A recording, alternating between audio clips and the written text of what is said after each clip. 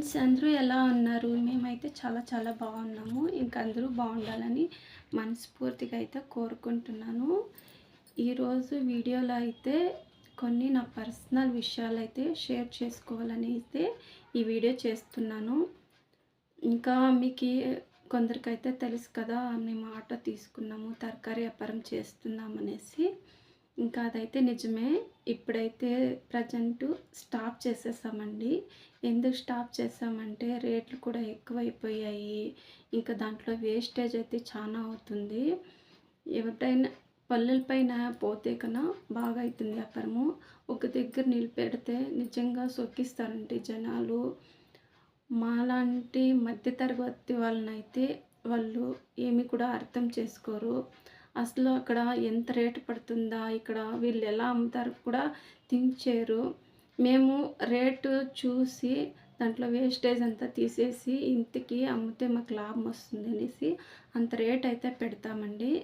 ఇప్పుడు 100కి 2 కేజీలు అమ్మితే 3 కేజీలు ఇవ్వండి అంటారు. 3 కేజీలు అమ్మితే 4 ఇవ్వండి అంటారు.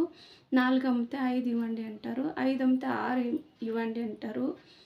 ఇప్పుడు ఉన్న సిచ్యువేషన్లో అయితే టమాటా రేట్ అయితే తగ్గింది. ఇంకా ఎర్రగడ్డలు, ఉర్లగడ్డలు, తెల్లగడ్డల రేట్ అయితే చాలా ఎక్కాయి కదా. ఇంకా మీకు అందరికీ తెలిసిన విషయమే కదా. ఇంకా పాపం మా ఆయన అయితే అది చూసుకోవాలి, ఇది చూసుకోవాలి. ఇంకా జనాలు వేరే ఇట్లా మాట్లాడేవాళ్ళు. ఇంకా ఆ పొజిషన్లోనే ఇంటికి నరదృష్టి అనేది అయితే నిజంగా ఏ మనిషి కూడా తడుచుకోలేరండి చెప్పాలంటే. మొన్న కూడా దేవస్థానంలో పూజ చేపించి అంతా సరి చేసుకొని వచ్చాము. కానీ ఎందుకో తెలియదండి, మనీ అనేది ఒక్క రూపాయి చేతిలో లేకుండా అయిపోయింది. అదే టైంలో అయితే ముందరికి మూవ్ అవుతుంది కదా, స్టార్ట్ చేస్తారు కదా, ఆ వైర్ అయితే కట్ అయిపోయింది. ఇంకా ఐటమ్ వేయాలో ఆటో రిపేర్ చేయించాలో అయితే మా ఆయనకైతే కన్ఫ్యూజ్ అయిపోయింది. ఏదోలాగా గ్యారేజ్కి అయితే ఆటోని తీసుకెళ్ళకుండా వైర్ తీసుకొని వచ్చి ఆయనే రెడీ చేసి సరి చేశారు. అది అయినా ఒక 2 రోజులకైతే ముందరికి వెనక్కిపోతుంది కదా గాడి, మూవ్ అయ్యే ఇదైతే ఆ వైర్ అయితే కట్ అయిపోయింది. ఇంకా ఏం చేయాలో ఆయన అయితే ఫుల్ టెన్షను. ఏంటిది ఒకటి పోతే ఒకటి వస్తూనే ఉన్నాయి అనేసి ఫుల్ టెన్షన్ అయిపోయారు. ఇంకా నా చేతనైన సాయం అయితే నేను కూడా చేశాను. ఇంకా వైర్ అంతా తీసుకొని వచ్చి ఆయన అయితే అన్నాడు, అంతా రిపేర్ చేశాను, నా దగ్గర అయితే ఇప్పుడు డబ్బులు లేవు, ఏం చేయాలో నాకు తెలీదు, ఇంకా ఇది ఎట్లో అట్లా రెడీ చేసేసాను, ఇది స్టార్ట్ అవుతుందో లేదో అన్నారు. ఇంక నేనైతే మనసులో అనుకున్నాను, దేవుడా ఇప్పుడు సద్దానికైతే స్టార్ట్ అయితే చాలు, ఇంకా ముందరిది మళ్ళీ చూసుకుందాము. ఫస్ట్ ఎలాగో అలా గడ్డకే చెప్పమ్మతో ఇప్పుడు సత్యానికి మా దగ్గర ₹1 డబ్బులు కూడా లేవు, ఉన్నదంతా ఐటమ్ పైన వేసేసాము అని. ఇంకా నేను అనుకున్న విధంగానైతే ఆటో అయితే స్టార్ట్ అయింది. ఇంకా అయితే ఆ ఐటమ్ అయితే నేను చెప్పాను మా ఆయనకి, ఐటమ్ అయితే అమ్మేసి వద్దు ఇంకేసేది వద్దు, ఎప్పుడైనా ఇంట్లో ఉన్నప్పుడైతే వేసుకొని పోదాము, వ్యాపారం చేసుకుందాము, ఇంకా మన ఇంట్లో ఉన్నాయి కదా ఫ్యాన్సీ ఐటమ్, అవే వేసి వ్యాపారం చేసుకున్నాము, ఇవి ఇంతటితో అయితే స్టాప్ చేద్దాము అనేసి చెప్పాను మా ఆయనకి. సరే అలాగే కానీ అనేసి అవైతే అమ్మేసాము, అంతా క్లియర్ చేసుకొని ఇంటికైతే వచ్చాము. అంతకంతే డబ్బులు వచ్చింది, లాభం మాకేమీ రాలేదండి. ఇంకా చెప్పాలంటే ఇంకా వచ్చాకైతే ఈ మంత్ ఫస్ట్ ఇంకా నెక్స్ట్ డే ఫస్ట్ అప్పుడు అనంగా మా చేతిలో డబ్బులు అయితే లేదు, బాడీకి కట్టాలా, ఇంకా ఈఎంఐ కట్టాలా, చీటీలు కట్టాలా అనేసి మా ఆయన అయితే ఫుల్ టెన్షన్ అయితే తీసుకున్నారు. ఇంకా నేను అన్నాను, సరేలే వదిలేయి, దేవుడు ఉన్నాడు, ఏదో విధంగా అయితే సాయం చేస్తాడు అనేసి నేను అన్నాను. ఆయన అయితే లేదు, ఏం చేయాలో నాకు తెలియదు, చేతిలో డబ్బులు లేవు అన్నారు. సరేలే అనేసి అదే టెన్షన్తో పొద్దున్న లేసి ఆయన అయితే పనికైతే వెళ్ళారు. ఇంక నేను అప్పుడు కూడా అనుకున్నాను, దేవుడా నాకు తల్లి తండ్రి ఎవరున్నా ఎవరు లేకపోయినా అన్నీ నువ్వే, నాకు అందరూ ఉన్నా కూడా లేనట్టే అందరూ నువ్వే, నాకు తల్లి తండ్రి అంతా నువ్వే అనేసి దేవుడిని అయితే ముక్కొని నా పని అయితే నేను చేసుకున్నాను. ఇంకా ఆయన పనేమో ఆయన చేసుకొని వచ్చి ఏదో పని చేసుకుంటూ ఉన్నాము. అదే టైంకైతే మా అక్కకి ఆటోకి డబ్బులు ఇచ్చిన ఆయనైతే ఫోన్ చేసి, ఇదేంటిది ఫోన్ చేశారు, డబ్బులు అడుగుతారేమో అనేసి నేను ఫుల్ టెన్షన్ తీసుకున్నాను.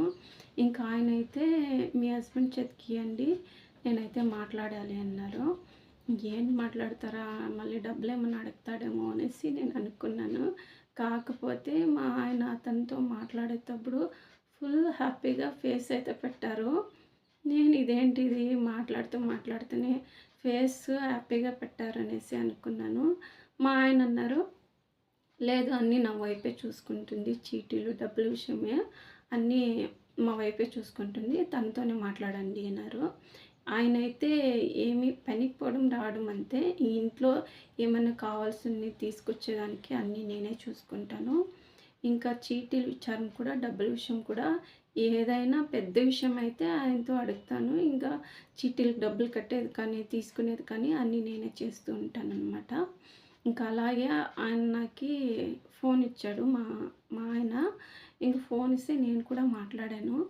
ఏమన్నా చెప్పన్నా అనేసి నేను అన్నాను ఆ పర్సన్‌తో. అతను అన్నారు, మీకు ఏమైనా డబ్బులు కావాలా? నేనైతే ఇప్పుడు ఇస్తాను, మళ్ళీ కావాలంటే ఎప్పుడో మీ దగ్గర ఉన్నప్పుడు ఇద్దురులేండి అనేసి అన్నారు. నాకు మా ఆయనకైతే ఫేస్‌లో ఫుల్ హ్యాపీ. నిజంగా నేను అనుకున్నాను, దేవుడా నాకు ఈ విధంగా అయితే సాయం చేశావా, చాలా చాలా థ్యాంక్స్ అప్పా అనుకున్నాను. ఇంకా మా ఆయన కూడా అప్పుడు కొంచెం టెన్షను రికవర్ అయ్యి టెన్షన్ అయితే కొంచెం సాల్వ్ అయిపోయింది. ఇంకా ఆయన ఫోన్ పెట్టేసిన తర్వాత అయితే మా ఆయనకి చెప్పాను, మనకి తల్లి, తండ్రి, అక్క, చెల్లెలు, ఫ్రెండ్స్ ఎవరు కాకపోయినా, మనుషులు ఎవరు మనకి సాయం చేయకపోయినా ఆ దేవుడైతే సాయం చేస్తాడు, నువ్వైతే టెన్షన్ తీసుకోవద్దు అని చెప్పాను మా ఆయనకి. నిజంగా నేను ఇట్లా వస్తుంది డబ్బులు అనేసి నేను ఎప్పుడూ అనుకోలేదు. ఇప్పుడు ఏ విధంగా చీటీ కట్టాలనేసి నేను చాలా టెన్షన్ తీసుకున్నాను అన్నారు. టెన్షన్ ఏం తీసుకోవద్దులే, మనము నమ్మిన దేవుడు ఆపద్దు మనకి వదలదు అనేసి మా ఆయనకైతే చెప్పాను. నిజంగా కొన్ని వీడియోస్లలో నేను చూసాను, ఒక పెద్దాయన అయితే ఒక మాట అయితే చెప్తూ ఉంటారు. మీరు ఎవరైనా ఆ వీడియోస్ చూసింటే కామెంట్ చేయండి. మనము భగవంతుని నమ్ముకుంటే ఏదో విధంగా మనకు సహాయం అయితే చేస్తారు అనేసి చెప్పారు కదా. నిజంగా అది అంటూ 100% నా లైఫ్లో జరిగిందండి. నిజంగా మీరు ఏమైనా అనుకోండి, ఇదంటూ పక్కా నిజము. నాకు మా అమ్మ నాన్న అందరూ ఉన్నారు, కాకపోతే వాళ్ళు ఎవరు కూడా నాకు కష్టంలో కాలేదు. ఆ భగవంతుడు నాకు తోడుగా ఉన్నాడనేసి అయితే నేను మనస్ఫూర్తిగా అయితే నమ్ముతున్నానండి. ఇంకా నా వీడియో ఎలా అనిపించిందో ఒక చిన్న కామెంట్ చేయండి, నచ్చితే చిన్న లైక్ అయితే ఇవ్వండి. ఎవరైనా కొత్తగా చూస్తుంటే సబ్స్క్రైబ్ చేసుకోండి. బాయ్, నెక్స్ట్ వీడియోలో కలుద్దాం.